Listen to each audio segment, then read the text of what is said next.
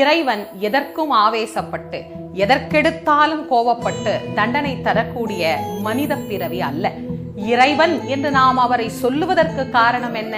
எல்லாம் கடந்து நிற்பவர், அதனால் அவர் கடவுள். தன்னை வாழ்த்தியவனையும் தன்னை வைரவனையும் ஒன்றாக பார்க்கக்கூடியதே இறை நிலை. அதனால் தான் நல்லார்க்கும் பொல்லார்க்கும் நடுவில் நின்ற நடுவே, கல்லார்க்கும் கற்றவர்க்கும் களிப்பூட்டும் களிப்பே என்று அந்த பெருமானை பெரியோர்கள் எல்லாம் ஆராதித்திருக்கின்றார்கள். ஆக சிவபெருமான் எல்லா செயல்களையும் கண்டுகொண்டே இருக்கின்றார்.